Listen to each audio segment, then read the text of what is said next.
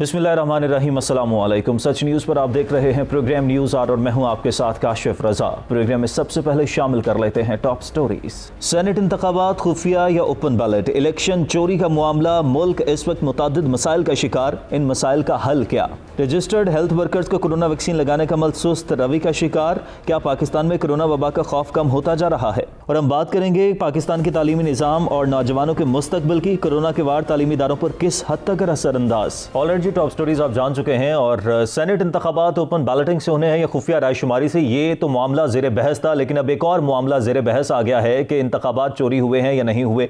ज़िमनी जो इंतखाबात हो रहे थे उस हवाले से पाकिस्तान तहरीक इंसाफ पर इल्ज़ाम आयद किया जा रहा है अपोजिशन की जानिब से, यानी कि PDM की तमाम तरजमातों की तरफ से कि इमरान खान ने जो है वो इलेक्शन कमीशन का अमला ही गायब करवा दिया है, बैलेट बॉक्सेस जो हैं वो भी गायब हो गए हैं। और इस हवाले से अब अपोजिशन ये बात कर रही है, खासतौर पर नून लीग ये कह रही है कि इस हवाले से कार्रवाई अमल में लाई जानी चाहिए, इलेक्शन कमीशन को भी मुतनाज़ा बनाने की कोशिश की जा रही है। एक तरफ तो इस पर हम बात करेंगे कि आया कि इलेक्शन के हवाले से एक बार फिर से जो धांधली का शोर है पाकिस्तान तहरीक इंसाफ पर वोट चोरी करने का, एक बार फिर से जो इल्जाम आयद किया गया, इसमें कितनी सदाकत हो सकती है, क्या वाकईतन सूरत हाल इसी तरह की है? और दूसरी तरफ ये कि जो सेनेट इंतखाबात होने जा रहे हैं, ये जो ज़िमनी इंतखाब हुए हैं, ये जो 7 हल्कों के ज़िमनी इंतखाबात के नताइज हैं, क्या ये तमाम तर ट्रेंड को एक बार फिर से तब्दील कर सकते हैं? और सबसे अहम मामला ये कि सेनेट इंतखाबात हों या ये इलेक्शन कमीशन का मामला हो, फॉरेन फंडिंग केस हो, या ये जो इलेक्शन चोरी करने के इल्जामात की बात हो रही है, ये तमाम तर मामले हो, जब ये तमाम तर मामले चल रहे हैं, इनको हल क्या है? क्या ये मामलात हल हो पाएंगे या आने वाले वक्त में ये मामलात इसी तरह से चलते रहेंगे? एक मामला खत्म होता है तो दूसरा मामला शुरू हो जाता है और इन्हीं मामलात में जो बुनियादी तौर पर मसाइल हैं वो कहीं दब कर रह जाते हैं। तो इन तमाम तर मसाइल का हल क्या है? क्या ये मामलात पाए तकमील तक पहुंच पाएंगे? और ये जो इलेक्शन का मामला है, जब ये हल होगा तो उसके बाद क्या सेनेट इंतखाबात का जो मामला है वो हल हो पाएगा? खुफिया रायशुमारी से होंगे, ओपन बैलेटिंग से होंगे? इससे जो हॉर्स ट्रेडिंग का मामला है क्या वो हल हो पाएगा? और साथ ही साथ दूसरी तरफ सेनेट इंतखाबात के हवाले से तहरीक इंसाफ ने भी अपनी सियासी राबतें तेज कर दी हैं। दूसरी तरफ यूसुफ रजा गिलानी को जिताने के लिए नवाज शरीफ और आसिफ अली जरदारी का टेलीफोनिक राबता भी हुआ है। तो ये सारी सूरत हाल जो चल रही है इस पर बात करेंगे और साथ ही साथ इस पर भी बात करेंगे कि क्या हुकूमत दुरुस्त समत पर है, क्या हुकूमत की तरजीहात बेहतर हैं, क्या जो बुनियादी तौर पर मसाइल हैं वो हल हो पाएंगे? कल हम मईशत के हवाले से बात कर रहे थे कि मईशत तो दुरुस्त समत पर गामजन नहीं है, तो फिर किन बुनियादों पर ये जो बड़े बड़े दावे किए जा रहे हैं इनके पीछे क्या मुहर्रिकात हैं?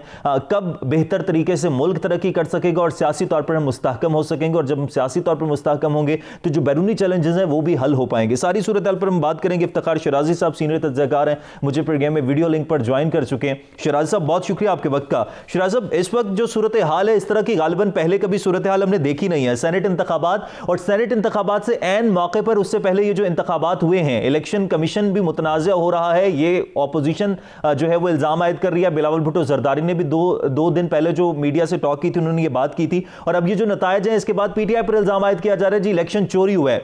अब सदाकत है कि आपको क्या लग रहा है, हकाइक क्या कह रहे हैं?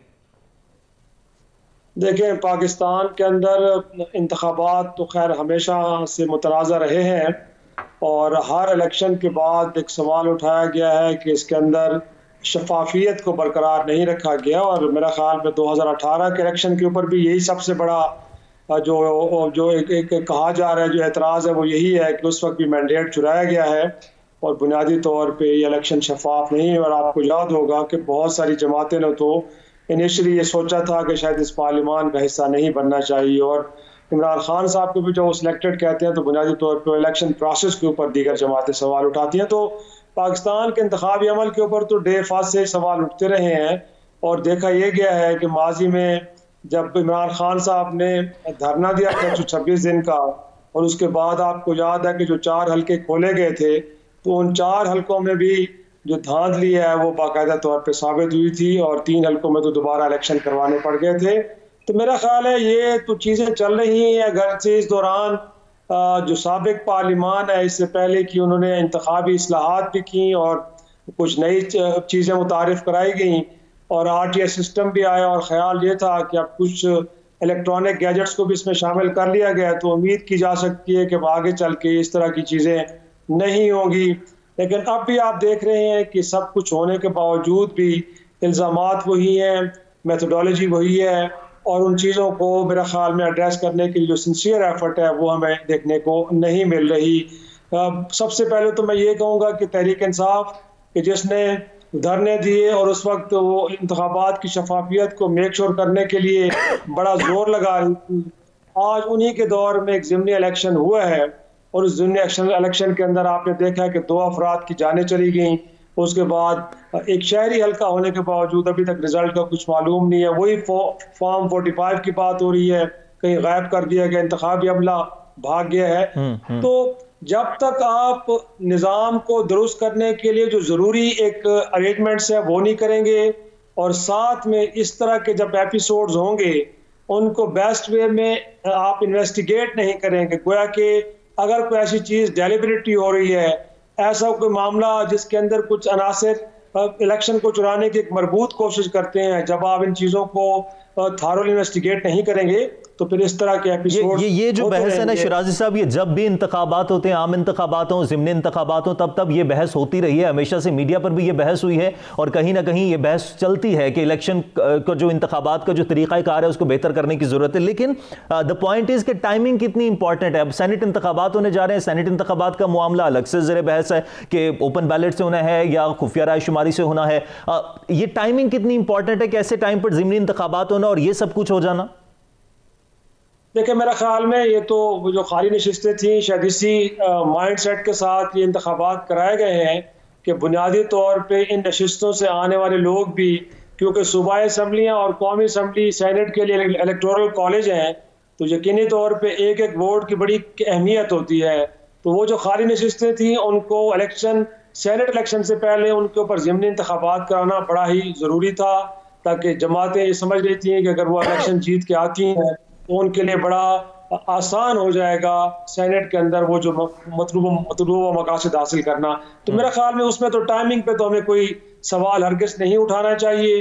हाँ, इंतखाबी अमल के ऊपर ज़रूर सवाल उठाना चाहिए कि पंजाब के अंदर अगर ये इंतज़ामी मामला ख़राब हुए हैं, इलेक्शन कमीशन तो देखें बुनियादी तौर पर इटसेल्फ तो कोई एक अथॉरिटी नहीं है, उन्होंने तो इस इलेक्शन को कंडक्ट कराना है, लेकिन इसके लिए लॉ एंड ऑर्डर की सूरत हाल को मेंटेन करना ये सूबाई हुकूमतों का या ज़िली हुकूमतों का या वहाँ की जो लोकल एडमिनिस्ट्रेशन है उनका जो रोल होता है। तो अगर वो अपना रोल बेहतर अंदाज में प्ले नहीं कर पाए और वहाँ पे लॉ एंड ऑर्डर की सूरत हाल भी बनी, या वहाँ पे जो पोलिंग अमला है उनको लोगों ने एक्सेस किया, उनको हरासा किया, वहाँ बैलेट बॉक्स छीने गए या कुछ और हुआ, तो मेरा ख्याल में फिर पंजाब में तो अगर ये एपिसोड्स हुए हैं तो तहरीक इंसाफ को हम कह सकते हैं कि बराह रास्त जिम्मेदार है, क्योंकि लॉ एंड ऑर्डर की सूरत हाल को मेंटेन करना तो सूबाई हुकूमतों का और वहाँ पे जो डिस्ट्रिक्ट एडमिनिस्ट्रेशन है उनकी जिम्मेदारी थी, जो उन्होंने बेहतर अंदाज में पूरी नहीं की। और हम देख रहे हैं कि एक कंट्रोवर्शियल किस्म का जो है वो इंतखाब हुआ है जिसके ऊपर सवाल उठाए जा रहे हैं।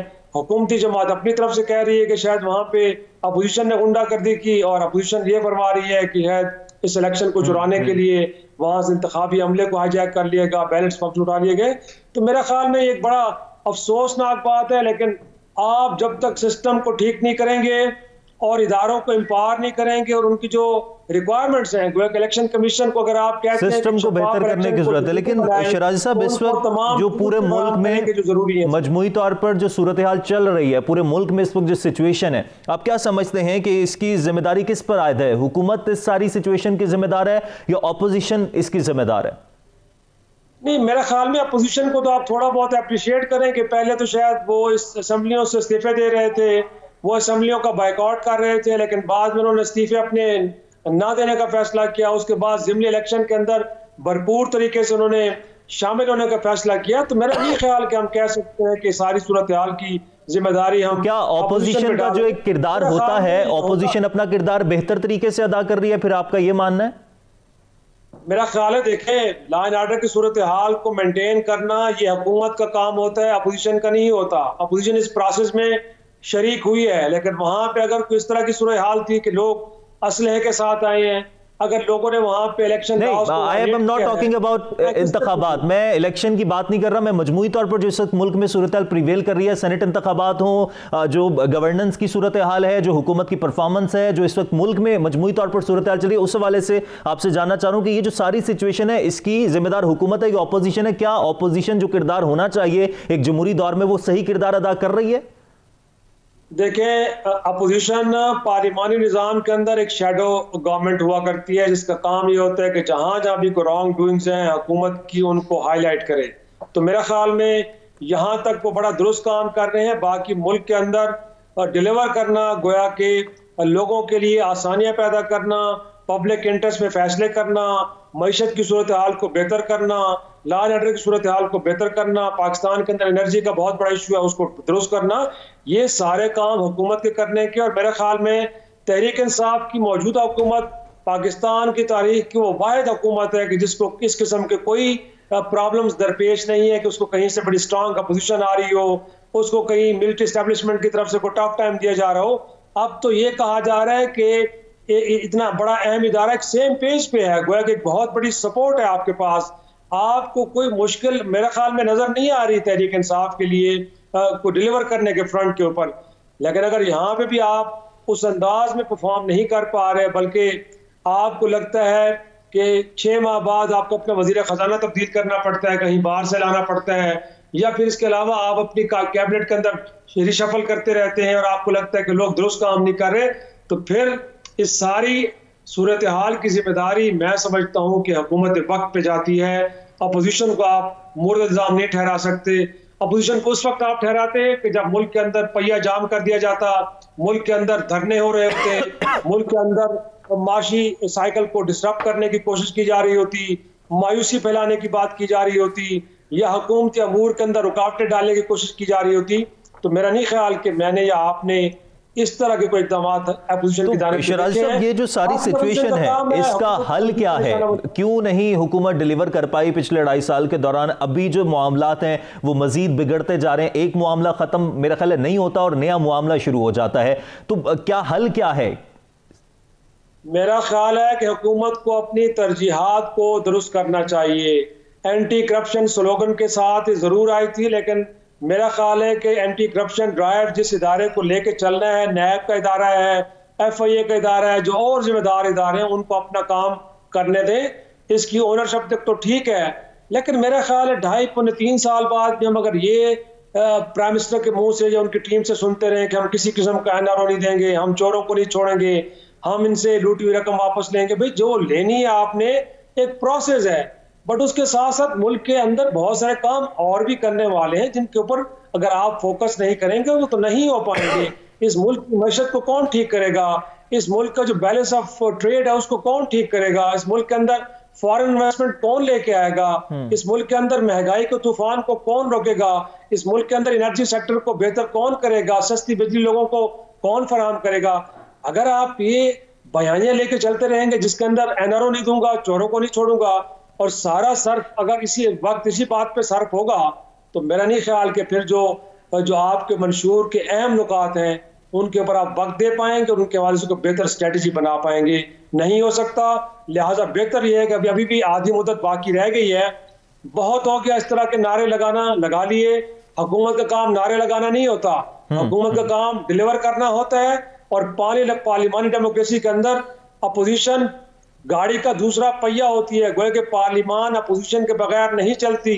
आपको चाहिए कि पार्लिमान को के अंदर अपोजिशन को अगेज करें, और अपोजिशन को जो विजडम है वो 2 जमातें कि जो 3-3 बार 4-4 बार हुकूमत कर चुके, उनके अंदर बड़े बेहतरीन पार्लियामेंटेरियन है। Okay, got your point. Thank you very much Iftikhar Shirazi साहब, बहुत बहुत शुक्रिया। सिस्टम को बेहतर करने की जरूरत है, हुकूमत को अपनी तरजीहात बदलने की जरूरत है। करप्शन का खात्मा जरूरी है, लेकिन करप्शन के खात्मे के साथ साथ मुल्क में बहुत सारे मसाइल हैं जिनको खत्म करना भी जरूरी है। तो जब तक तरजीहात नहीं बदलेंगी, जब तक सिस्टम बेहतर नहीं होगा, तब तक मुल्क में बेहतरी नहीं आ सकती। ब्रेक लेते हैं, ब्रेक के बाद वापस आएंगे। वापस आने के बाद कुछ कोरोना वैक्सीनेशन के हवाले से बात करेंगे, कुछ मामला ज़ेर बहस हैं, केसेस के हवाले से बात करेंगे, ताज़ा तरीन क्या सूरत है इस पर बात करेंगे। ब्रेक के बाद देखते रहिए न्यूज़ आर।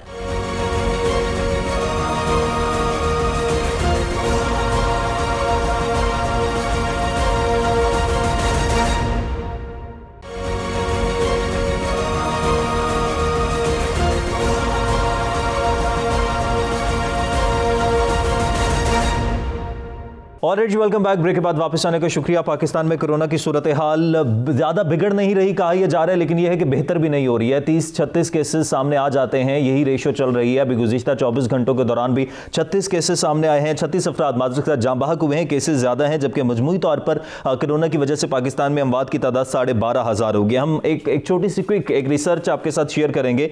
एक रिसर्च सामने आई है जिसके तहत ये कहा गया है कि कोविड-19 के आलमी वबा से अब तक 11 करोड़ से ज़्यादा अफराद मुतासिर हो चुके हैं, जिनमें तकरीबन तकरीबन 25 लाख मजमूई तौर पर दुनिया भर में अमवात भी हुई हैं। और वबाई माहिरीन की एक आलमी टीम ने 81 ममालिक से दस्तयाब आदाद शुमार की मदद से तखमीना लगाया है कि गुज़िश्ता एक साल से जारी आलमी वबा कोरोना से मजमूई तौर पर इंसानी जिंदगी के 2 करोड़ 5 साल कम हो गए हैं।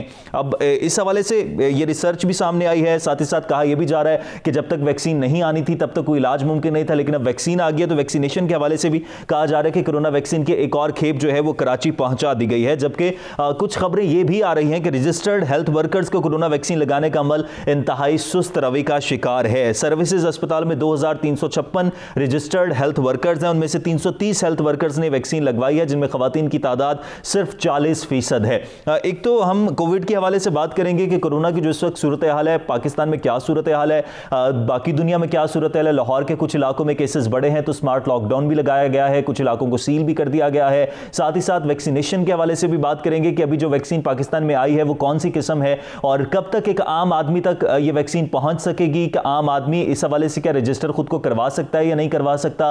हेल्थ वर्कर्स के हवाले से जो खबरें आ रही हैं कि अमल जो है सुस्त रवि का शिकार है, इसमें कितनी सदाकत है, इस पर बात करेंगे। और साथ ही साथ क्या कोरोना का खात्मा जल्द मुस्तकबिल करीब में मुमकिन है कि क्या तमाम लोगों को वैक्सीन लग सकेगी और हम कोरोना से निजात हासिल कर पाएंगे या नहीं कर पाएंगे। हमें कोरोना के साथ ही कहा जा रहा था कि जिंदगी गुजारनी है तो हम इसी तरह से ही जिंदगी गुजारते रहेंगे और यह खतरा हमारे सरों पर मंडलाता रहेगा। मजमूई तौर पर यह जो कश्मकश की सूरत हाल है इस पर हम जरा बात करेंगे। डॉक्टर कैसर सज्जाद साहब मुझे प्रोग्राम में वीडियो लिंक पर ज्वाइन कर चुके हैं, सेक्रेटरी जनरल पीएम है। डॉक्टर साहब बहुत शुक्रिया आपके वक्त का। डॉक्टर साहब गाहे बगाए हम आपसे गुफ्तगू करते रहते हैं कि कोरोना की क्या सूरत हाल चल रही है, लेकिन अभी हम देख रहे हैं कि पिछले चंद हफ्तों से अमवात जो पहले 50 से ऊपर जा रही थी अब वो अमवात 30 से 40 के दरमियान आ रही हैं। तो यह समझा जाए कि कोरोना कम नहीं हो रहा लेकिन बिगड़ भी नहीं रहा।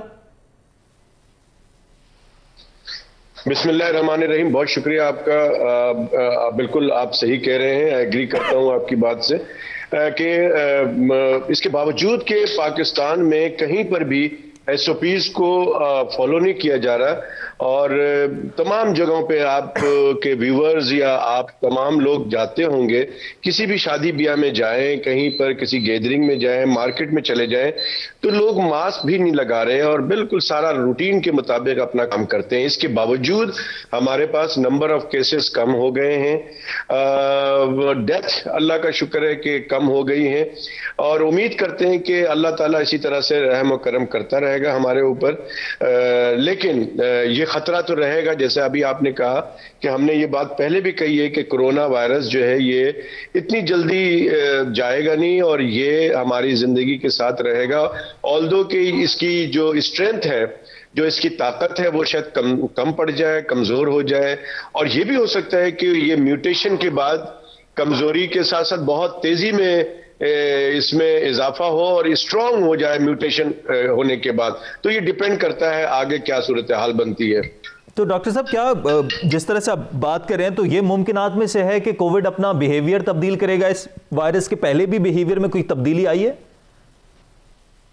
जी हाँ, बिल्कुल आई है। इसकी बिहेवियर में भी तब्दीली आई है और इसमें वेरिएंट्स भी आए हैं, जैसे कि यूके में वेरिएंट्स आया था और जो कि बड़ा उसमें प्रॉब्लम आया था, लेकिन अल्लाह का शुक्र है कि वो भी ज्यादा स्प्रेड नहीं हुआ। तो लिहाजा आप तमाम लोगों को पता है कि बार बार यही कहा जाता है कि जो एक लफ्ज है SOPs उसको फॉलो किया जाए और कम से कम SOPs में कोई 4-5 चीजें हैं, लेकिन कम से कम मास्क लगाना और आपस में सोशल डिस्टेंसिंग करना वो मेरा ख्याल है कि बहुत जरूरी है, उसको फॉलो करना चाहिए। तो डॉक्टर साहब जिस तरह से आप बात कर रहे हैं कि इसके बिहेवियर में भी तब्दीली आई है और कुछ वेरिएंट्स भी, जिस तरह से आपने दीगर ममालिक की बात की, क्या बिहेवियर में तब्दील होने की वजह से क्या सिम्टम्स भी तब्दील हुए हैं या सिम्टम्स वही हैं?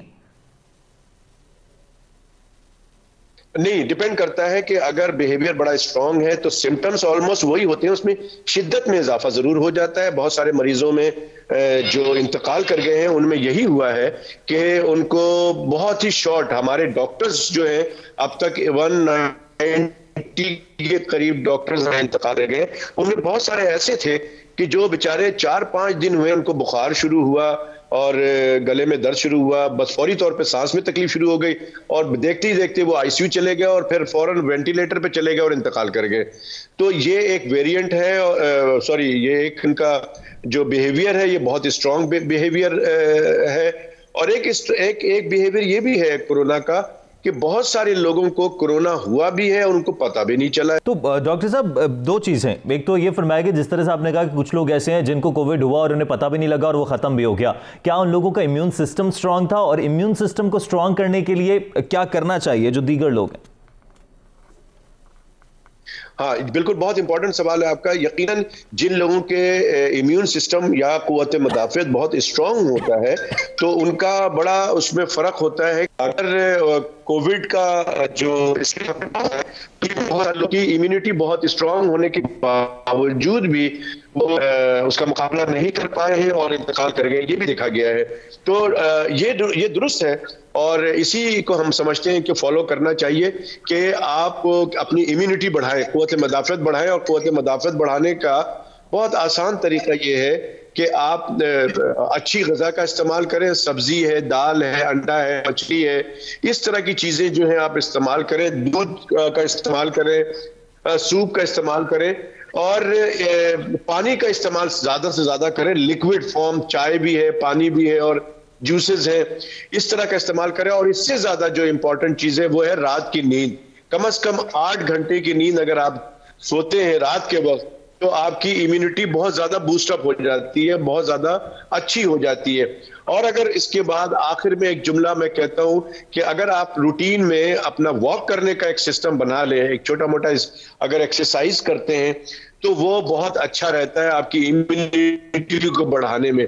तो अगर आपकी कुव्वत मदाफियत बढ़ जाती है तो अगर हल्का फुल्का सा कोई वायरस आप में आ भी गया या थोड़ा सा स्ट्रांग भी हुआ तो भी आप उसका बहुत आसानी से मुकाबला कर सकते हैं। हल्का फुल्का बुखार होगा, घर में ही आपका इलाज हो जाएगा, कहीं जाने की जरूरत नहीं पड़ेगी। लेकिन अगर आपका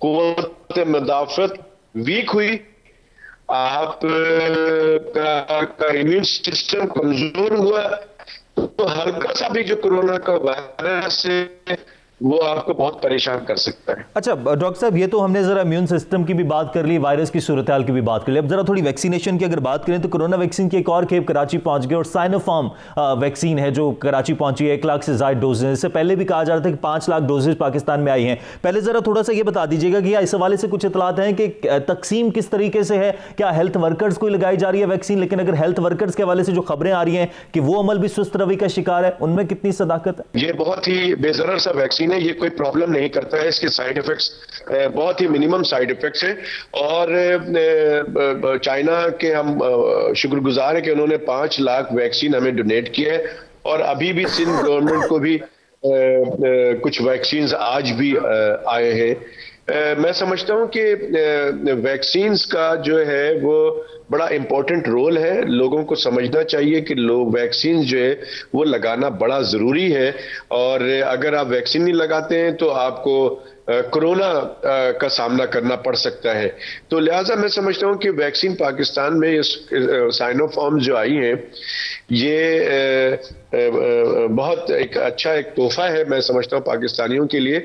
और यकीनन ग्रेजुअली ये जो प्रायोरिटी बेसिस पे जैसे हुकूमत ने ऐलान किया है, फेडरल गवर्नमेंट ने, उसको उसी हिसाब से लगाया जा रहा है। ठीक है डॉक्टर कैसर सज्जाद साहब हमारे साथ मौजूद थे और तमाम तर सूरत हाल पर बात कर रहे थे। और कोरोना वैक्सीनेशन का दूसरा मरहला जो है वो मार्च में शुरू होगा और दूसरे मरहले में 65 साल से ज़ायद जो उम्र के अफराद हैं उनको वैक्सीन लगाई जाएगी। और उसका तरीक़ाकार जो अब तक हमें बताया गया वो ये है कि रजिस्ट्रेशन के लिए आपको अपना जो शनाख्ती कार्ड नंबर है यानी कि जो आपका ID कार्ड नंबर है वो आपको 111166 यानी कि 1166 पर आपको वो भेजना होगा, मैसेज करना होगा, तो उसके ज़रिए आप खुद को रजिस्टर करवा सकते हैं। लेकिन यह है कि अभी भी सूरत हाल बेहतर नहीं हुई है। आपको मास्क का इस्तेमाल करना है, एहतियाती तदाबीर पर अमल दरामद करना है, समाजी फासला बरकरार रखना है, तो आप कोरोना से महफूज रह सकते हैं। ब्रेक लेते हैं, ब्रेक के बाद वापस आएंगे। वापस आने के बाद जरा बात करेंगे कोविड की वजह से वैसे तो मामलात जिंदगी बहुत मुतासिर हुए लेकिन हमारा जो निज़ाम तालीम है वो भी बड़ा मुतासिर हुआ है। इस पर बात करेंगे ब्रेक के बाद। देखते रहिए न्यूज़ आर।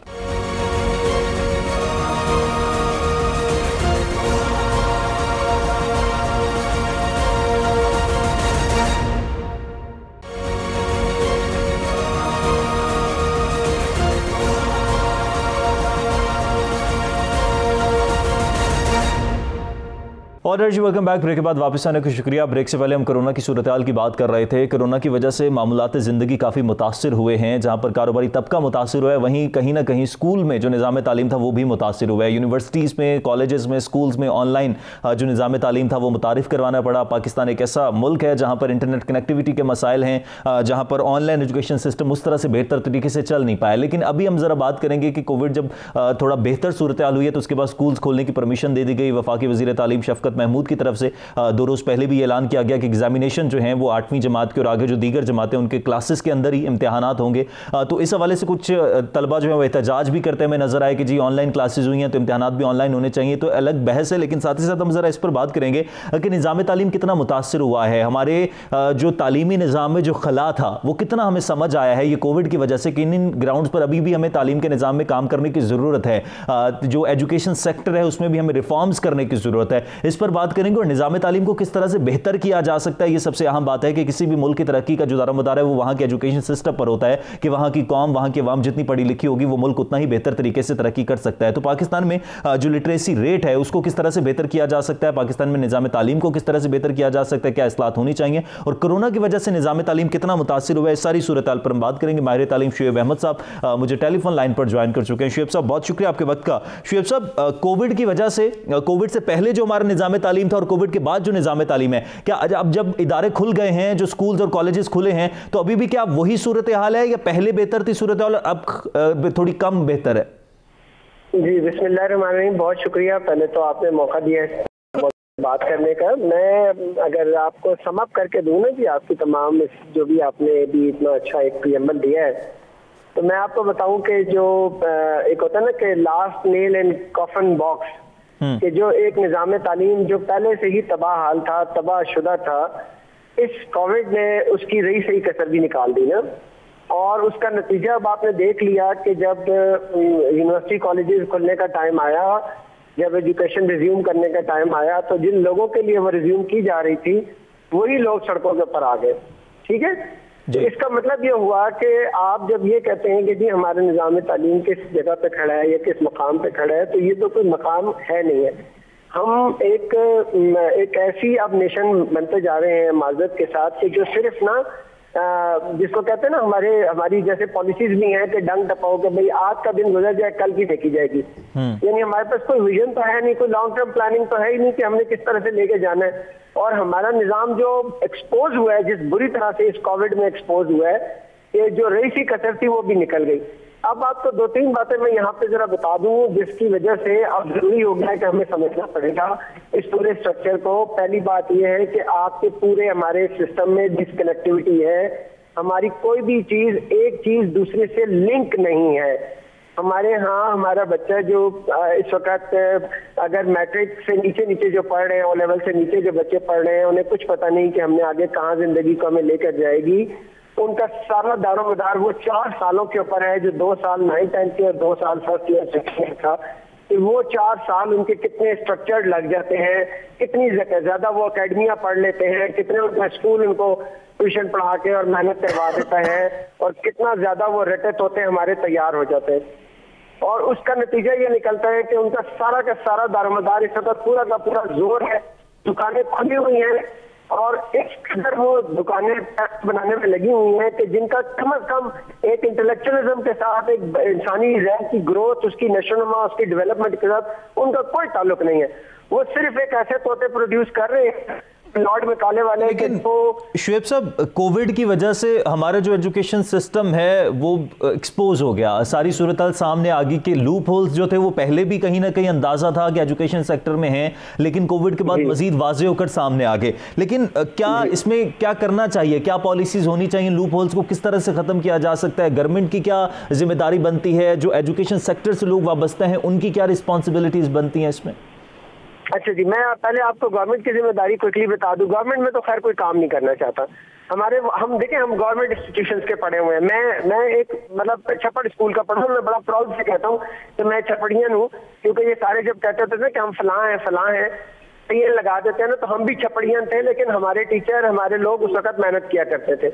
अब गवर्नमेंट स्कूल में कोई काम नहीं करना चाहता, और उसका नतीजा ये निकला है कि आपके जो ये माफिया, जो यहाँ पे आजकल माफिया बड़ा वर्ड यूज होता है, जितना बड़ा एजुकेशन माफिया बैठा हुआ है उसका तो कोई मिसाल, उसका तो कोई यानी कंपैरिजन ही नहीं है ना, कि जो दुकानें एजुकेशन के नाम पे खुली हुई हैं। अच्छा, अब इसमें हुआ ये है कि इसकी जो सख्ती जिस तरह से हुई है, जो गवर्नमेंट के इंस्टीट्यूशंस के अंदर जो बड़े सर्कल का लोग बैठे हुए हैं, उनके अपने बच्चे तो उन स्कूलों में पढ़ नहीं रहे ना। हमारे, आप मुझे बताइए ना, आप एक सर्वे करके देख लीजिए कि हमारे जो जिम्मेदारान हैं, जिन लोगों ने जो करता धरता है, कितने बच्चों ने इस गवर्नमेंट के सिस्टम से पढ़ा है। अब तो ये गवर्नमेंट काम कोई नहीं करना चाहता। वहाँ गोस्ट स्कूल आपको जगह जगह पूरे पाकिस्तान में निकल के मिल रहे हैं। अब नतीजा ये निकला कि जब वहाँ कोई काम ही नहीं करना चाहता और ऊपर से रही सी कसर कोविड ने निकाल दी, कोविड है तो वो क्या ही नहीं, आपके पास कहाँ पर इंफ्रास्ट्रक्चर है आईटी का, किस जगह पे, मुझे बताइए ना। इवन जो बड़े बड़े जो प्राइवेट सेक्टर इदारे थे, जो बड़ा अपने आप को कहते थे कि जी हम हाईटेक इदारे हैं, वो एक्सपोज हो गए। उनके यहाँ, मैं अपने बच्चों को अगर मैं मिसाल दूं आपको, तो हम लोग लेके बैठे हुए जनाब, अब हमें मैसेज आता है कि जी आपके बच्चे का ऑनलाइन क्लास का टाइम है। ये सारी सूरत हाल तो सबके सामने, इस पर तो हम बहुत बहस करते भी हैं और कर भी रहे हैं, लेकिन अब हम थोड़ा सोल्यूशंस पर भी फोकस करना चाह रहे हैं कि ये सारी सूरत हाल जो है, इसका सोल्यूशन क्या है, क्या करना होगा, क्या पॉलिसीज होनी चाहिए। अब देखिए, मैं इसका जो आसान सा मैं ख्याल आपको बता दूं कि एक तो ये जरा इस सिस्टम के अंदर खुदा के लिए कनेक्टिविटी पैदा करें, इसको तालीम को अपने प्रायोरिटी पे लेकर जाएं, और कौन सी तालीम को अपनी प्रायोरिटी पर लेके जाएं। जो ये कोविड का सिनेरियो डेवलप हुआ है, इस कोविड के सिनेरियो ने हमें ये सिखाया है कि अब आगे दुनिया में वही लोग सर्वाइव करेंगे जो वोकेशनल और टेक्निकल एजुकेशन के हामिल होंगे। अब आपको वो एजुकेशन लानी पड़ेगी जो बच्चे को हुनरमंदी सिखाए, उसको अपने पांव पे खुद खड़े होना सिखाए। ये जो हम मैट्रिक किया, इंटर किया, बीए किया और बेकारी बन गए, बेरोजगार बन गए, आपको उस डायनेमिक्स को चेंज करना होगा अगर आप हम अपने इस पूरे निजाम को आगे लेके खड़े होना चाहते हैं, कोई दुनिया में हम कोई वकार अपना हासिल करना चाहते हैं। हम बेरोजगारों की एक ऐसी फौज पैदा कर रहे हैं कि हमारा बच्चा जैसे जैसे आगे बढ़ता चला जाता है, उसके जो दो खुले हुए हाथ हैं वो भी जेब के अंदर जाना शुरू हो जाते हैं, और वो बिल्कुल इस काबिल नहीं रहता कि वो अपने आप को, अपनी जिंदगी को, अपने निजाम को आगे लेके चले। मैं अभी पिछले दिनों एक कॉन्फ्रेंस में था, वहां नैरेटिव की बात हो रही थी। मैंने कहा जी आप कौन सी किताबें लिख रहे हैं और कौन सा नैरेटिव डेवलप कर रहे हैं? आपका बच्चा आज वो जनरेशन आपके सामने है जिसका काम स्नैपचैट पे है, जो 30 सेकंड की। अच्छा शुएब साहब, एक और चीज भी है कि हम मुख्तलिफ स्कूल्स में जब देखते हैं तो हर स्कूल में जो करिकुलम है वो मुख्तलिफ है। अगर आप एक प्राइवेट स्कूल में चले जाएंगे और प्राइवेट स्कूल्स के अंदर भी मुख्तलिफ आपको नजर आता है कि बहुत अच्छा स्कूल होगा वहां का करिकुलम मुख्तलिफ होगा। तो ये करिकुलम जो मुख्तलिफ है, इसकी वजह से कितना जो हमारा जो एजुकेशन सिस्टम है वो मुतासिर हो रहा है। देखिए ना, 9 तबके हैं आपके पास। ये हमने बहुत पहले हमारे सोशियोलॉजी में मेरे पास ये केस स्टडी थी कि हम जिस माशरे में बदकिस्मती से रह रहे हैं, ये इतना हेट्रोजीनियस माशरा है कि इसमें 9 तबके हैं। यानी इसमें जो लोअर क्लास है उसके भी 3 दर्जे हैं, यानी लोअर क्लास है, लोअर मिडिल क्लास है और लोअर अपर क्लास है। फिर मिडिल में 3 तबके हैं और फिर हाई में 3 तबके हैं, और इन 9 तबकों के लिए 9 मुख्तलिफ किस्म के तबकाती स्कूल है। ठीक है, जो हमारा हायर क्लास है ना, उसका तो इस चीज के साथ कोई उसकी दिलचस्पी नहीं है कि पाकिस्तान में हो क्या रहा है या पाकिस्तान में पढ़ाया क्या जा रहा है या पाकिस्तान का मुस्तकबिल क्या होगा, क्योंकि उनके मुस्तकबिल महफूज है। जो आपकी लोअर स्ट्रेटा में जो लोग फॉल करते हैं, सबसे मैं उन लोगों के बारे में बात कर रहा हूँ कि ये जो हमारे गवर्नमेंट के स्कूल का निजाम है जिसमें हमारा कॉमन मैन जाता है, इनको वहां पर उन बच्चों को हुनरमंदी सिखानी पड़ेगी। वो बच्चा वहां जब देखे ना, हम उसी स्टेटस से बिलोंग करते हैं ना, हम तो लोअर मिडिल क्लास से आने वाले लोग हैं। हमारे पास क्या था, हमारे पास एक ही होप होती थी कि यार हम पढ़ लिख जाएंगे तो हम कुछ कर जाएंगे। अब पढ़ लिख के जब हम आगे बढ़ रहे हैं और आगे ये कोविड जैसे सिनेरियो आ रहे हैं कि जिसके अंदर ना टीचर को पता है कि मैंने क्या पढ़ाना है, कैसे पढ़ाना है, ना स्टूडेंट को पता है कि मैंने क्या पढ़ना है, कैसे पढ़ना है। हमारी कोई हाईटेक एनवायरनमेंट है कोई नहीं। ठीक है शुएब साहब, जरा अगर टेक्निकलिटीज की थोड़ी सी बात करें तो हमारे हुकूमत की तरफ से जो एजुकेशन सेक्टर के लिए, तालीम के लिए जो फंड मुख्तस किया जाता है वो कितना होता है, और जो तमाम तर फंड मुख्तस होता है क्या वो तालीम के शोबे पर ही लगता है? देखें, लीस्ट प्रायोरिटी है ना आपका 1%, 2% ऑफ नेशनल जीडीपी, यानी 2% भी अल्लाह करे कि काश एलोकेट हो जाए ना, तो शायद मतलब देखें, मैं वही तो गुजारिश कर रहा हूँ ना कि यहाँ पर वो कहते हैं ना, मैं किसके हाथ पे अपना लहू तलाश करूँ कि तमाम शहर ने पहने हुए हैं दस्ताने।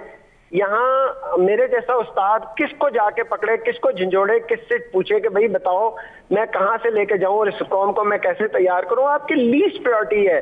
आप ये देखिए कि हम लोग जो पूरी जिंदगी दे देते हैं एजुकेशन को, और जनाब आपने 30 साल बैठ के पढ़ा पीएचडी में, यहाँ पे नहीं है प्रायोरिटी। 1%, 2% ऑफ नेशनल जीडीपी, और वो भी आपका पता है वो नॉन डेवलपमेंटल कॉस्ट में जाता है, उससे फीसें, उससे तनख्वाहें पूरी होती हैं, और वो गोस्ट स्कूलों में बैठे हुए जो लोग हैं उनकी तनख्वाहें पूरी होती हैं, उससे कोई डेवलपमेंट का काम तो हो नहीं रहा।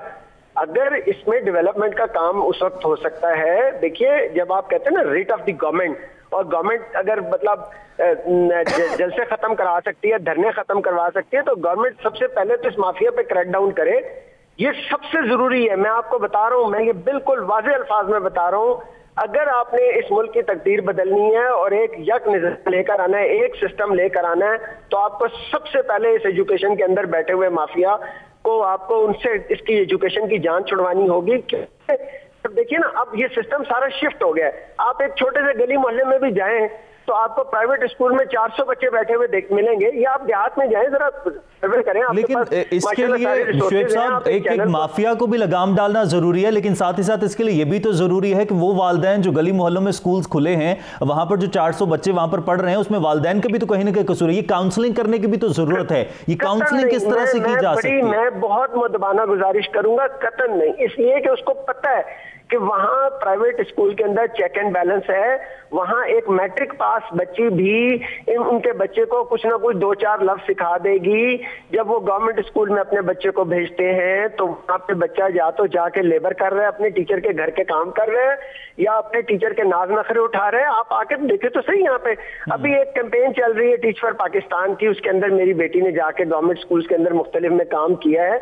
उस वहां के उसने, चूंकि ये लोग तो सारे गए थे दूसरे सिस्टम से पढ़े हुए, तो वो तो सर पीट के रह गए कि हमारे यहाँ, हमारे इस वक्त गवर्नमेंट के स्कूलों में आप दूर क्यों जाते हैं, आपकी नाक के नीचे आए, इस्लामाबाद के स्कूलों को जरा विजिट करके देखिए क्या हो रहा है यहाँ पर। वहाँ इधर मतलब ये मुख्तलिफ इलाकों में जो आपके सबर्ब्स में, एरियाज में आपके स्कूल हैं, देखिए उनके अंदर कैसे मतलब पढ़ाई हो रही है, क्या वहाँ पे स्ट्रक्चर है, क्या टाइम टेबल है, क्या चेक एंड बैलेंस है। इतने बड़े बड़े डायरेक्टरेट लेके यहाँ पे लोग बैठे हुए हैं।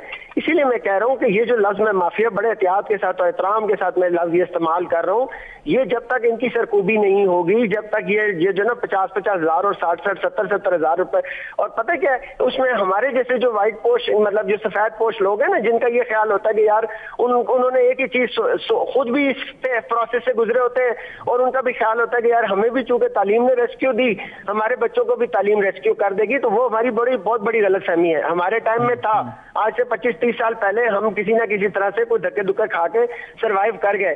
आज का बच्चा नहीं सर्वाइव कर सकेगा। कोविड ने दुनिया के डायनामिक्स को चेंज कर दिया है, और इसे हमें समझना पड़ेगा, इसको बैठ के डिस्कस करना पड़ेगा।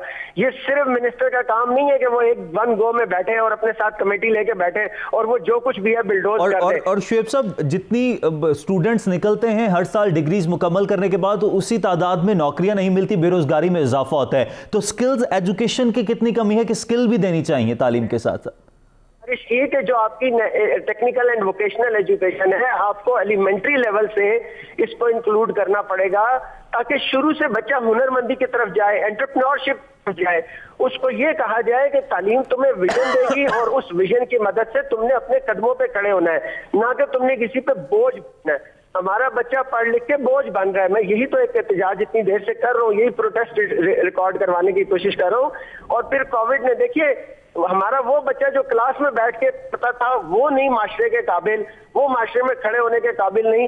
तो जो ऑनलाइन वाला बच्चा जो क्लास में लॉग इन होता है और उसके बाद जाके सो जाता है, और 3 घंटे बाद उसका लेक्चर खत्म होता है तो उसका दोस्त उसको मैसेज कर देता है कि चल अब लॉग आउट कर दे।